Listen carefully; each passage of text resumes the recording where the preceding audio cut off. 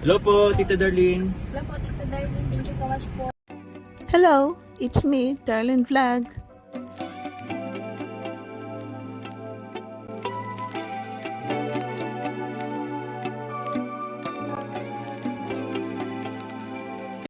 Family is everything. Family isn't just an important thing, it's everything. Ang daming ibig sabihin ng family. God, ano ba yun? Ano? Nawawala tayo kasi may binabasa tayo dito. Family doesn't need to be perfect, it just needs to be united. Okay. Bago tayo mag-reaction, siyempre, i-shoutout muna natin si Kuya Val, si Atina Vlog, si Kalinga Prab, mga kasamahan natin dito sa Team Kalingap, Charity Vloggers, mga reactors, ambassador, deputy, siyempre ang mga supporters, talent viewers, marathoners. Kumusta na po kayo? Ito si Darlene Vlog, nagbabalik. So, dito sa pangatlong channel ni Kalinga Prab, na ang pangalan ng channel niya, pakisubscribe po ninyo. Gaya ng pag-subscribe ninyo sa channel ni Jomar at Carla at sa ibang channel ni Kuya Val at saka ni Kalinga Prab at Edna. Ang pinakaunang channel ni Kalinga Prab is itong Rab Matuba, Kalinga Prab.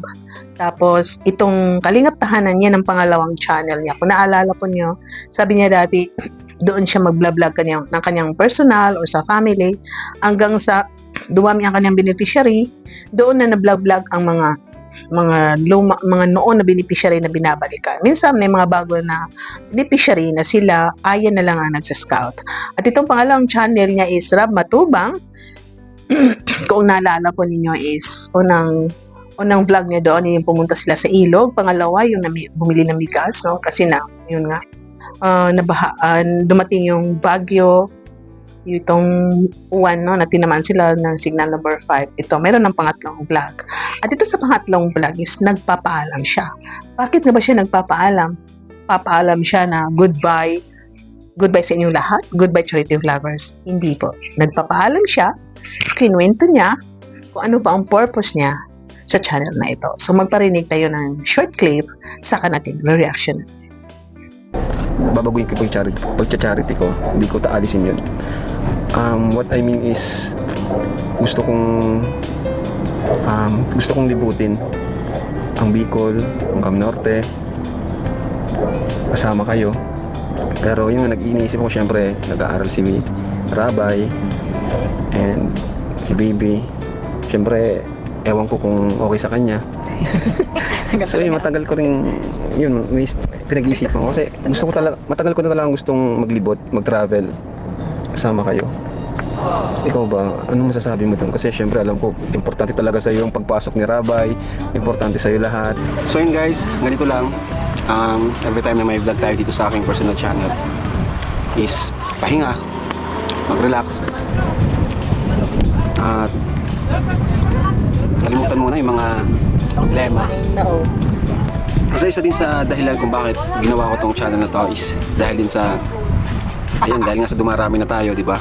Hindi maiwasan yung gulo, bangayan dito, bangayan doon, parinigan dito, parinigan doon. So sa sobrang laki na ng community ng Kalingap, welcome natin lahat, kahit di natin kadugo, kaano-ano, pinapasok natin hanggang sa hindi natin makontrol. Kahit anong gawin natin, wala man tayong magagawa kasi wala namang batas ng YouTube eh. I mean, hindi naman tayo yung hindi natin hawak yung sa kanilang mga kanya-kanyang YouTube. Kumbaga, channel nila, wala tayong magagawa kung i-upload nila. Kaya yun, medyo na-stress ako nitong mga nakarang araw, parang linggo. Tagal kong nag-isip din tuwing gabi kung anong dapat gawin.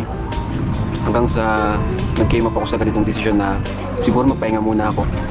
Hindi ko naman totally titigil yung charity. Gusto ko lang ng pahinga na ganito, na may araw ako sa isang linggo na hindi ko isipin yung Kalingap community, kundi yung family ko lang, sarili ko, makapag-relax, makapag-recharge. So, salamat po mga Kalingap dun sa mga sinundan kami hanggang dito sa personal channel ko. Hindi ko na-expect ito. Akala ko unang upload ko 20,000 views lang kasi wala pa naman ako masyadong subscribers. Akala ko mga 50, 20, 30, pero umabot tayong 200,000. So natutuwa ako kasi talagang andyan po, talagang ramdam ko yung pagmamahal niyo po sa amin. Sa sa kabila ng mga sinasabi nila sa amin na kung ano-ano, mga negatibo, ay marami pa rin palang naniniwala sa aking pamilya, sa akin. Kaya maraming salamat po, nababasa ko po yung mga comments niyo. Actually, inisa-isa ko po yan ngayon kasi dito sa personal channel ko talagang walang toxic. Natutuwa ako, walang toxic. At natutuwa din ako na tuwing napapanood nila ito is nalarelax sila. Kaya yun, actually ako rin po tuwing nag-vlog kami, family, iba yung pakiramdam. Iba yung pakiramdam na ganito, yung may peace of mind. Wala kang iniisip, wala kang pinakikisamahan, hindi mo kailangan mag-adjust, hindi mo kailangan makiusap, kasi sarili kong pamilya to eh. Kumbaga, komportable ako sa bawat isa, hindi ko kailangan makisama sa ibang tao. Kaya andito yung kapayapaan. Tuwing na-stress tayo sa kalingap, dito naman tayo nagpapahinga. Kaya samahan niyo po kayo mga kalingap, asahan niyo po. Marami pa po tayong adventure and travel. Mga ganito pupuntahan natin, lilibutin namin ng Bicol. Papakita namin sa yung ganda ng Bicol. Siyempre kasama ang aking pamilya. So dito, in-explain niya na gusto niya mag-focus sa family. Pero hindi po siya hihinto sa pag-charity kasi nandiyan na yung puso niya sa charity, di ba po? Gusto din niyang ikutin ang Bicol, Pilipinas, kasama ang family niya. Pero schedule kasi siyempre yung family niya may, kahit itong mga adopted niya, siyempre may pasok. Ito si Bibi Rabay may pasok. So, kahit daw once a month or once a week is mag-vlog sila, okay na. Ako sang-ayon din ako. Kasi walang pinaka-importante sa atin kundi ang family natin, no? May maiba na wala na silang family na kahit buhay pa ang kanilang family, walang pakialaman sa isa't isa. Kasi po, lumaki sila na walang family bonding, walang family time. Lumaki sila hanggang sila ay tumanda at ganun din ang nangyari sa kanilang bagong family. Pero pag lumaki ka, meron ding iba na lumaki sa hirap, walang family, pero bumabawi. Pag magkaroon ng family, babawi. Pero ngayon sa panahon na ito, ang masasabi ko, kung may kaya ka sa buhay, may business ka, may income ka na kaya mo naman buhayin ang family mo, focus ako sa family, no? May business ka. Kasi walang importanteng bagay sa'yo kundi ang family mo. Diba po? Mabibili mo ang lahat. Pero yung family mo wala dyan. Ang sarap, ang saya, na pagtanda mo, yung mga anak mo, lalaki sila, mapapanood nila yung mga vlog. At itong mga bata na ang ganda ng buhay, na lumaki sila na mayroong family time, may bonding, na maband sila, maklose sila sa isa't isa. Paano yan ang yaman-yaman mo? Pero yung mga anak mo malayo sa loob mo dahil ikaw na nanay, tatay, busy ka sa work, busy ka sa pag-charity. Marami kang natulungan ng mga tao, marami kang napabahayan, pero yung anak mo lumaki na hindi mo alam anong feelings niya. Lumaki na may karakter siya na hindi mo nakikita dahil trabaho ka, pag-uwi mo, tulog na ang bata. Gigising ka bukas, trabaho na naman. Itong nangyari kay Kuya Kim na, di ba sabi nga po ng anak niya, dun sa ka-interview ni Tony, na busy ang kanyang mga magulang, wala silang pag-uusap. So, napaka-importante po. Hindi naman iiwanan ni Kalinga Prab ang charity. Isa sa reason, sabi niya nga ni Kalinga Prab, toxic. Ayaw na niya na makabasa ng comments ng mga toxic. Gusto niya dito, kasi dito sa channel niya, na-observe niya na walang mga toxic na comments. Di ba po? So, isa itong gulo ng mga issue kasi hindi na mapigilan, lumalaki na, lumalawak na ang Team Kalingap. Kaya, abang lumalaki, dumadami ang magulo. Hindi mo mapigilan sila kasi iba-iba ang karakter, malayo. No? Nagkikita lang tayo sa channel, sa vlog, at hindi natin kilalang isa't isa sa totoong ugali. Kaya magulo. Ito si Kalinga Prab, gusto niya mo na magpahinga. Pero hindi niya iwan ang charity kasi nandiyan naman ang dalawang channel niya. Itong Kalinga Prab niya, nandiyan si Kalinga Pre, no? Minsan nagmamanage sa scout, bibisitahin yung mga beneficiary. Ito naman si Kalingap Ayan, nandoon sa Kalingap Tahanan. So, nakakatulong pa rin dahil ang income ng mga channel na yan, tinutulong sa beneficiary, sa bagong scout, sa mga lumang beneficiary na iba kasi sabi nila, bakit ba binabalik-balikan, no? Wala na ba kayong ma-scout? Wala na ba kayong ma-content? Isang reason po kayo sila binabalikan kasi nakita natin na kailangan nila ng tulong. Kaya nga po tinawag sila na beneficiary, scholar. Kasi ang scholar, tutulungan mo yan hanggang makatapos, hanggang sa kaya. So dito, katulad ni Nanay Flor, kailan talaga niya ng tulong. Katulad nito ni Andrea, nasira naman ang bahay. Marami pa po sila. Kailangan nila ng tulong. So itong dalawang channel ni Kalingap Rab, kahit hindi siya sasama, nag-vlog kung sino yung binigyan ng yung mag-handle sa channel na yan. Siyempre, bibigyan niya ng sahod. At siyempre, magbibigay sa beneficiary ng pera. So, nakakatulong dito sa vlogger, nakakatulong pa rin sa beneficiary. So, nandiyan pa rin yung scout, nandiyan pa rin yung pagtulong sa kapwa. Isa pa, may mga adopted si Kalingap Rab. Nandiyan si Ryan, no? Siyempre, may sahod yan. Libre sa bahay, pagkain siguro. Nandiyan si Jimmel. Nandiyan si Edward. Pinapaaral sila, tinutulungan. Pagtulong din po yan sa kapwa. Hindi lang ang pagtulong is pupunta ka doon, maghahatid ka ng bigas, maghahatid ka ng isang box na grocery. Hindi po. Yung pagpapaaral is tulong din po sa kapwa po yan. So, dito, naintindihan ko kaya si Kalingap Rab is magpapahinga dahil para sa kanya is very important ang family. Kung ako rin siguro, ako dito, aaminin ko dito sa channel ko is libangan, makatulong din. Like, di ka na, minsan may bibilihin ka na di ka na bibigyan ng partner mo, anak mo, asawa mo, tapos yung income mo sa channel mo, kahit maliit lang is makakatulong sa bibilihin mo ng parcel, di ba po? Pero yun, hindi lang natin kaya na gumawa ng maraming video, magkaroon ng malaking views kasi iba-iba ang test ninyo, no? Ngayon, nagbablog ako kung ano-ano lang dito sa Team Kalingap. So, may mga kasi kayo parang may mga favorite menu kayo. Kaya hindi nyo pinapanood ang lahat na vlog ko po. So, wala po tayo dyan. Hindi kayo pinipilit kung anong gusto nyo. Go lang kayo kung saan kayo manonood. Importante kasi sarili niyo yan. So, para sa akin, very important talaga ang family. Sino makikiramay sa'yo? Siyempre, family mo. Pag tumanda ka, lumalaki yung mga anak mo na very close sila sa isa't isa.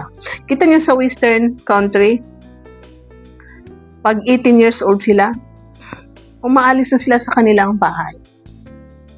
Bumibisita sa magulang, siguro nagko-contact pa rin. Bihira lang yung magkasakit ang magulang is binibisitahan ng anak. Bihira lang po yan kasi marami akong friend, napapanood ko sa YouTube. So, parang marami tayong nakakausap na ganun po. Iiwan ka sa home for the aged, ang iba. Diba po? Pero dito sa Pilipinas, pag close mo ang family mo, mga kapatid mo, pamangkin mo, na-feel nila yung pagmamahal mo sa kanila. Hindi ka nila papabaya, hindi ka nila iiwan. Aalagaan at alagaan ka ng mga pamangkin mo, pinsan mo, kapatid mo, lalo ng mga anak mo. Kasi close sila. Pag nawala ka sa mundo, ano ba ang nasa isip ng mga anak natin? Namimiss ko yung tawa ni mami. Namimiss ko yung pagluto ni mami. Hanapin nila, naiyak na yun. Namimiss ko yung paggawa ni mami ng mga damit. Namimiss ko yung pag-shopping namin ni mami. Namimiss ko yung nag-chis kami ni daddy. Nagbabalibol kami ni daddy. Nag-uusap kami. Namimiss ko yung kinukumusta ako ni daddy. Mga ganun. Pero pag hindi kayo close sa magulang ninyo, yung mga anak ninyo lang mamimiss. Pag lumaki sila sa bugbog, lumaki sila sa ignore, lumaki sila sa pagmura, pinabayaan sila. Ay, kung namimiss yan, parang ayaw nila marinig ang pangalan mo. Dahil kahit anak mo sila, hindi nila na-feel ang love at saka time. So, napaka-importante po ng time sa ating family, sa ating sarili, sa mag-asawa. Yung bonding na yan, napaka-importante yan sa mag-asawa. Lalo silang close, kahit Natutulong sila magkatabi pero kailangan pa nila ng time for each other. Mag-date kasama ng mga anak. Ang sarap po, no? Nasasabi ko yan kasi ako, ganun ako sa mga anak ko. Lagi ko, inihingi ko sa Panginoon, gusto ko pa na mag-create na maraming memories sa family ko, sa mga anak ko, na kahit ganito lang ako, mamimiss nila ako pag wala na ako. Ganun din siguro kayo, ganun din kayo. So yun nga mga Kalingap Chumka, isa sa reason gusto ni Kalingap Rab na mag-focus sa kanyang pamilya. Pangalawa, gusto niya magpahinga dito sa issue sa katoxic. So ang tanong, kaya gusto na ni Kalingap Rab magpahinga, hindi na mabablog ang Chumka. Hindi po natin yan masasagot. Pero sa tingin ko, habang nagpapahinga si Kalingap Rab, kasi sabi naman niya, kahit once a week, no, mag-vlog pa rin sila, mag-charity pa rin sila. So, once a week lang, inilaan niya din sa channel niya, sa family niya. So, ang tanong, mag-vlog pa ang Chumka? Hindi ko masasagot yan. Pero para sa idea ko, aking opinion, kung makita ni Kalingap Rab na wala ng toxic, wala ng issue dito sa Chumka, na nakita niya na hindi na affected si Carla, may susunod yan na vlog. Pero nakita niya na walang pagbabago, nandyan pa yung parinigan, awayan, bangayan, kung ano-anong hinahalungkat na nakaraan na lagi nag-aaway, kung ano-anong nababasa ni Kalingap Rab, nababa siya. Baka si Carla lang ang i-vlog niya tuloy-tuloy. O hindi natin alam, baka sabi niya, Carla, sige, go.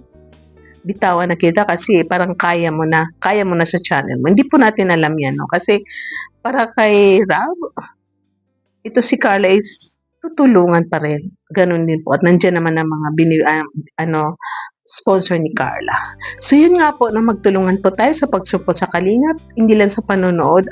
Tulungan natin sila sa katahimikan. Wala nang bangayan, parinigan. Wala nang paghalukan ng issue. Wala na kayo i-comment na ikakasira, ikakabas ng Kalingap, ikakabas ng kasamaan. Kundi tahimik. Ignore the basher. Pag importante, hayaan nyo ng mga reactors na mag-react sa mga hindi magaganda. Kung kaya natin. Kaya kasi ayoko rin ng gulo. Pero pag kaya natin na mag-defend na walang gulo, walang murahan, kaya ko yan. So yun nga po. Tuloy-tuloy po ang katahimikan, itong pagkakaisa natin, pagmamaraton, panunood, at yun nga, ito sa tuloy lang natin ng panunood sa Alikabok sa Dagat. Supportan po natin ang channel ni Kuya Val. At panoorin natin, abangan din natin ang part 2. At tuloy-tuloy lang po ito sa panonood na makamilyon na naman tayo dito sa Chomcar, sa channel ni Kalingap Rab. Thank you po. Dito po nagtatapos sa ating reactions for today. Isi-shoutout ko lahat-lahat na sponsor na nagbibigay para sa landing pad. Happy birthday Kuya Val Santos Matubang. Thank you sa pagtanggap sa akin dito sa Team Kalingap, isa sa reactors, at siyempre dito sa Karaba, Kalingap Radyo Balitan. Really appreciated po. Ingat po kayo, God bless, at sana po lumawak pa ang iyong pagtulong. At yun, gusto mo rin magbakasyon sa pag-charity dahil masaya ka sa ginagawa mo ngayon.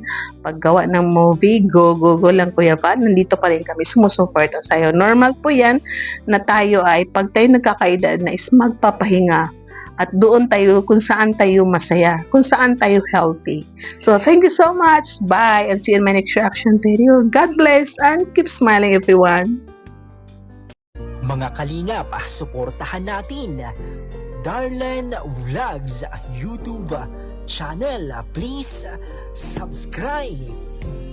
Mga karaba, mga Kalingap, mga kadyong karagi ng samahan, reactor na maaasahan, siya si Darlene Vlogs. Sa Kalingap Radyo Balitaan, atin siyang nasisilayan, mabuti na kaibigan, solidong kalingap niya.